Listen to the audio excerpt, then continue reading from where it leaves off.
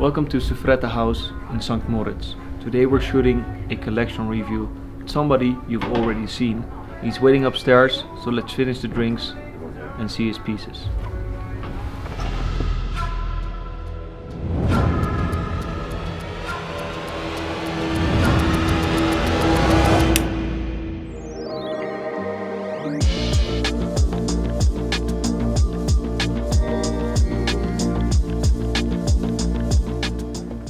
So last time we visited him in Zurich.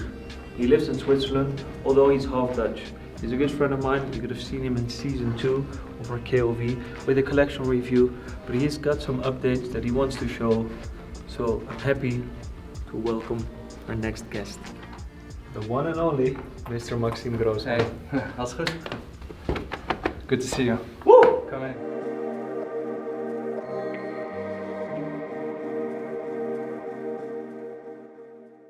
Without further ado, I'm happy to showcase these watches from Mr. Maxime Groosman with the nicest backdrop we've ever had. I have to say it's breathtaking.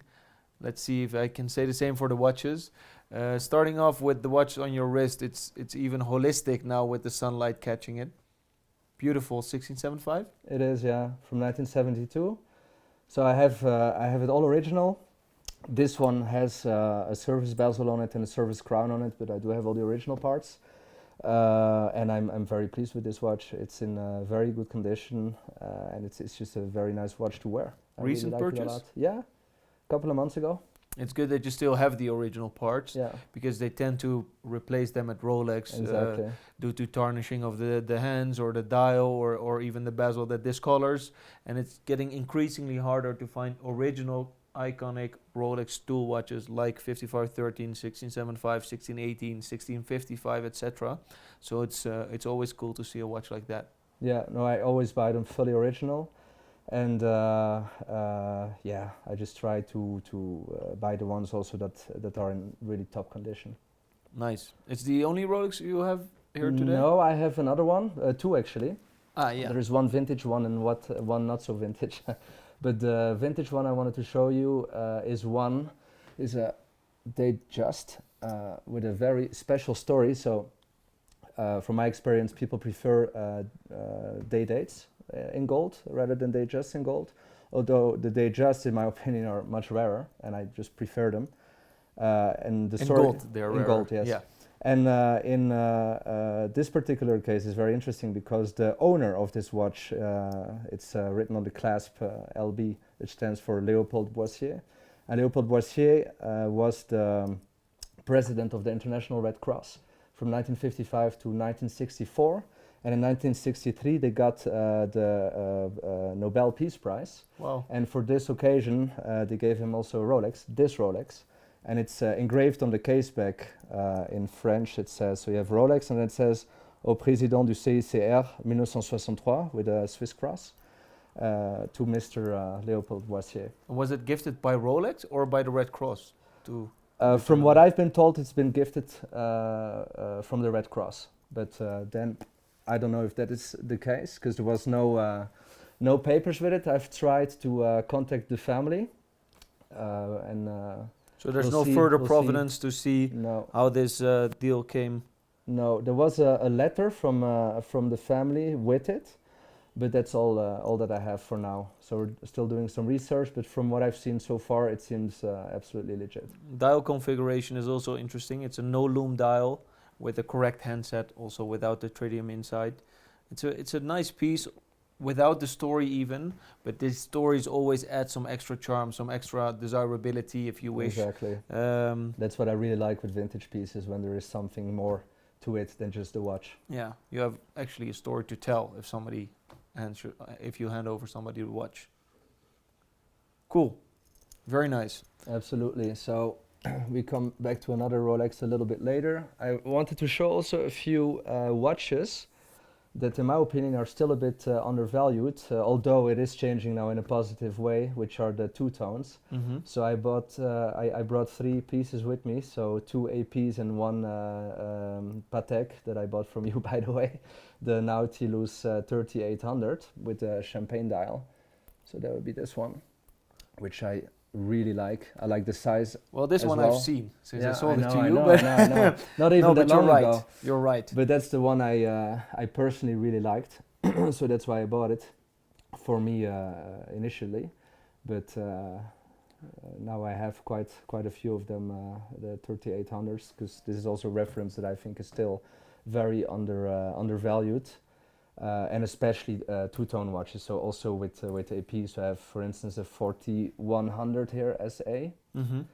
That is also in absolute perfect condition. Which is like the 3800 to the 3700. Yeah. The 44100 is that to the 5400, Exactly. 5402. And it's 36 millimeter, huh? So it's it basically wears like the Datejust. Yeah, and there's great value to be found in bicolor pieces. You tend to see the full steel or full gold ones at triple the price even compared to the gold and steel variants. So those are good to hop on. And they're getting more fashionable by the day, I guess. Absolutely. I think they look great, especially when they're really in good condition. It's really a fun watch to have. Yeah, well, it's important for the Gerald Genta designs with those integrated bracelet to have them in a strongest possible configuration and strongest possible finish. Because the only hard part about two-tone is since gold is slightly softer than steel, it tends to display stretch easier on the bracelet. Absolutely, yeah. But these ones are exceptions to that. But make sure to buy only pristine condition ones if you go for the gold and steel. Absolutely, and there's another one we have here, a date with Moonface. 25594. Exactly. Well, I have one on my wrist too, Yeah, but a full gold one. I know. But gold and steel is funkier. It's nice, huh? It's very cool. Yeah, bought that one about 2 weeks ago, and I just fell in love with it. I had to have it. Also because the dial is two-tone. Absolutely. It's a perfect match. How about the gold one I'm wearing? I love it. Would you still prefer the gold steel over the full steel or full gold one, or just price-wise? I don't know. I think price-wise, this one is very interesting because they really are mounting in price quite rapidly. Mm-hmm. But this is just a beautiful watch.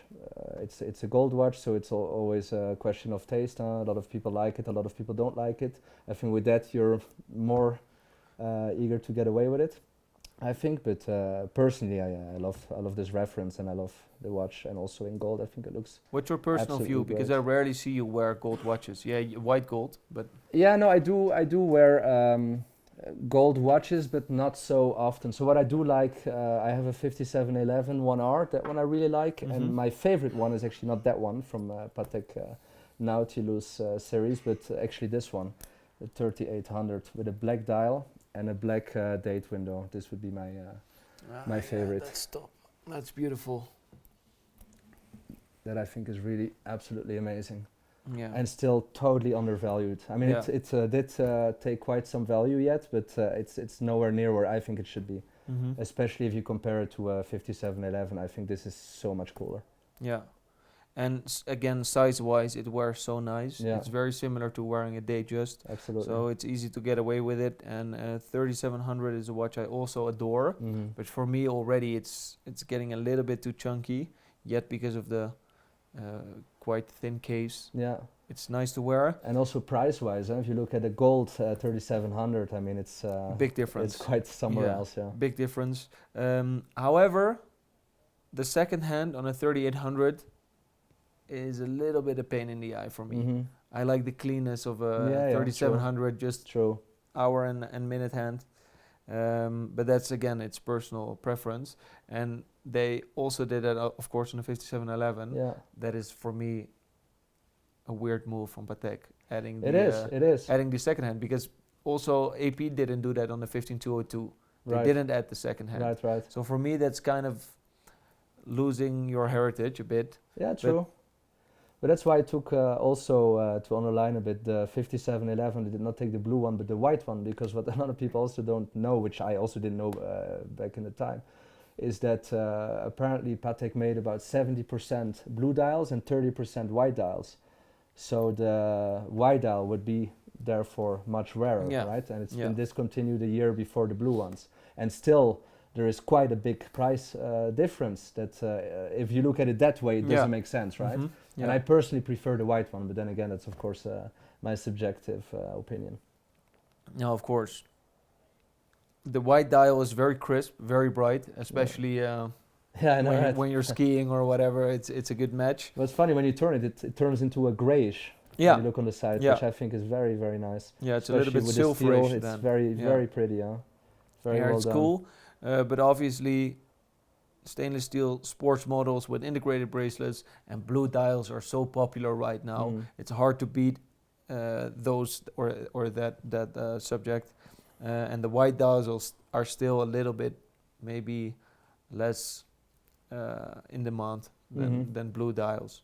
I think that might change though, because there used to be a very big price difference. I mean, that's how you can basically see how the market is moving. Mhm. But I think this difference will be get smaller and smaller since people also start to appreciate this model. I think more and more. So the demand is also Yeah. higher, which I And get then quite again, a lot. if you get the information about the rarity of the white dial compared to the blue dial, Exactly. I'm sure a lot of people will shift towards the watch that less people have. Yeah.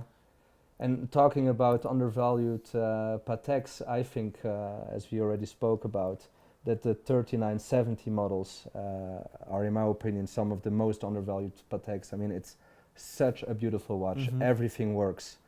It's so beautiful with the open back case where you just see the whole movement, everything. It's You have a white gold one or platinum? this is a white gold one. I also have a yellow gold one, which I did not bring, but I So brought the this one, open the case white back, gold. it's a third or fourth series, I'm guessing, yeah? Yeah. This one is from, let me think,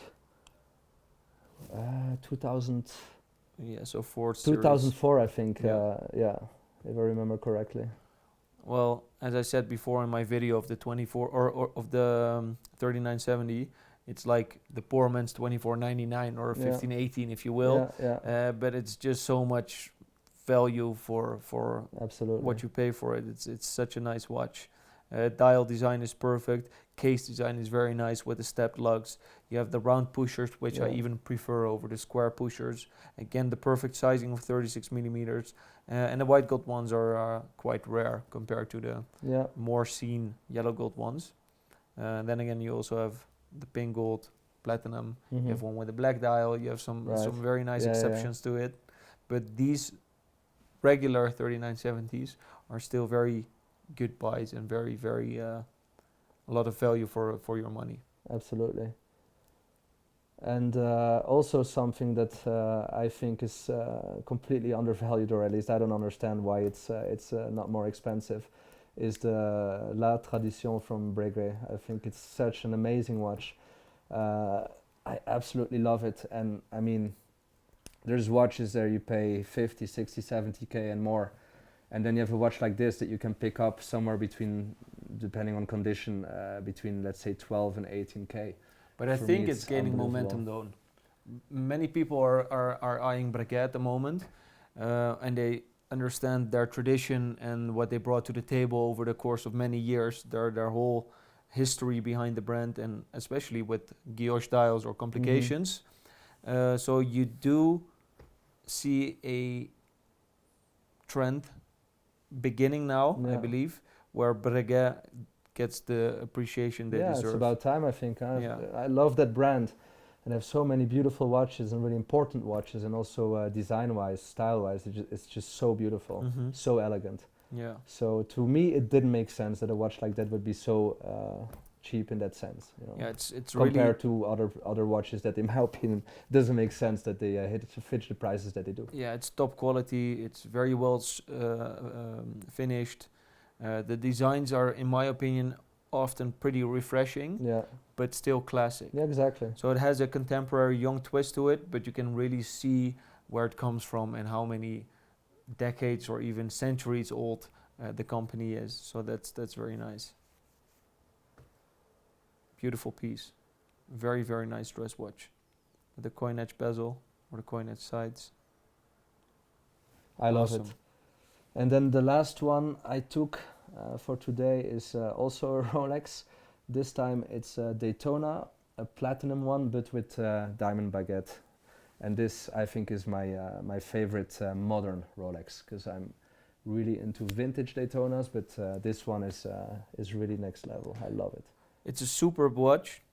I love the heft of it, but if you wear it for a couple days, it's really tiring for your arms, though. It's like funny because 400 when you grams. start, it's super heavy, but then Yeah. after a day or two, you kind of get used to it. Yeah, I you mean, do? For me, it's Well, I okay. like, But in the beginning, it really is. I like riveted bracelets or folded Yeah. bracelets. You know, they're loose, they're soft, they're not so heavy.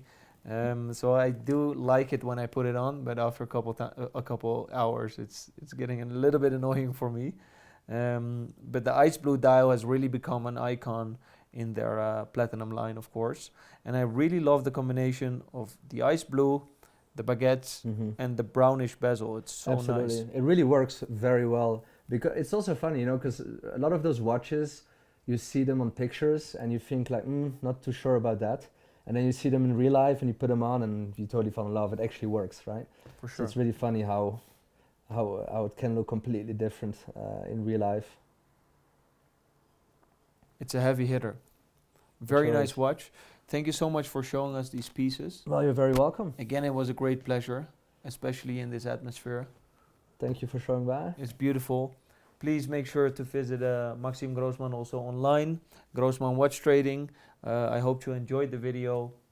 Let me know what is your pick of this selection, and I'm sure we will see you back again because this is the second time. Pretty sure. Some totally different watches, of course. We saw again Nautilus and Royal Yeah. Oak, but you brought a nice Breguet to the table, which I'm very fond of. I'm starting to enjoy that more and more.